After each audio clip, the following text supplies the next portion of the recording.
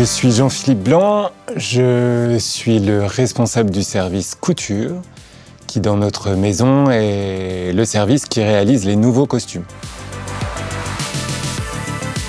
Mes parents étaient tous les deux dans le textile. J'ai appris assez vite la couture, vêtements, création et mesure. Et puis j'ai eu la grande chance de faire un stage aux Folies Bergère à l'époque, sur la dernière revue qui se faisait là-bas. Du coup, j'ai postulé à l'ENSAT.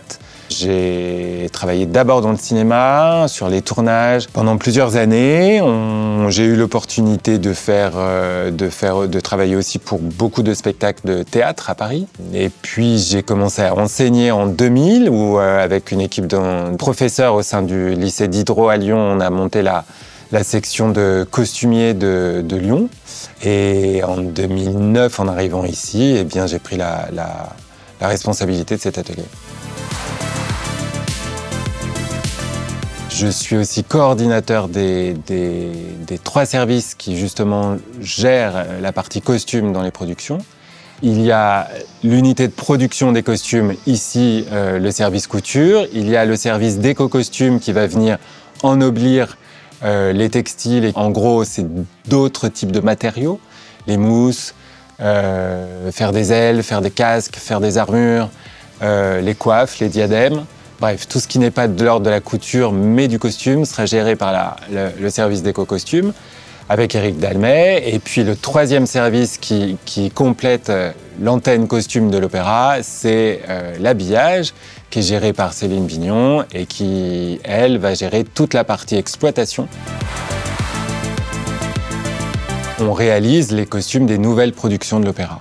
Donc ça peut être des productions lyriques, ça peut être des productions pour le ballet, les jeunes publics, etc. Tout ce qui passe en termes de création de costumes passe par ici, par l'atelier. On aide à raconter des histoires avec des robes, des chemises et des pantalons. Que ce soit un métier qui est, je trouve, assez compliqué, très complexe. Cette complexité, elle me plaît parce qu'elle est à plein de niveaux. Et du coup, ça fait un métier qui n'est jamais lassant. On est là pour ne jamais faire 2 fois la même chose. Le tutu rose, c'est jamais le même. La grande robe rouge, c'est jamais la même.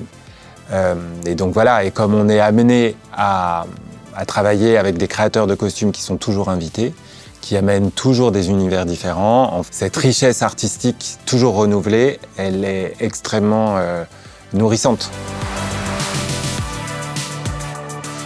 On a 2 rivales qui sont dans l'histoire, qui sont évidemment Anna Bolena, l'héroïne, et Jane, une courtisane. Le roi va préférer Jane à un moment et Anna Bolena va avoir une grande intelligence. Au lieu de s'offusquer et de se planquer dans sa chambre, elle va commencer à jouer main dans la main avec Jane.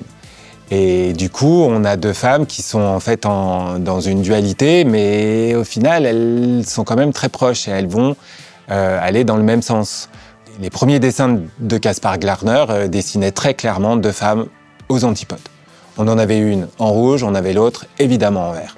Au fur et à mesure que les répétitions ont avancé, en fait, les 2 solistes ont commencé à travailler, avec la metteur en scène bien sûr, quelque chose d'une complicité beaucoup plus fraternelle.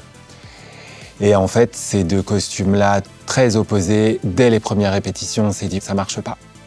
Du coup, le jour de la Générale, 2 jours avant la Générale, on a commandé un nouveau tissu pour faire une nouvelle robe à Jane, dans une autre couleur, donc la même robe, tout pareil, mais juste pas la couleur opposée au rouge, donc juste un bleu plutôt qu'un rouge. On a reçu le tissu à 11 h et à 20 h, la robe était sur le plateau. Ça, c'est une anecdote que j'aime beaucoup parce que ça montre toute la réactivité qu'on doit avoir dans nos métiers.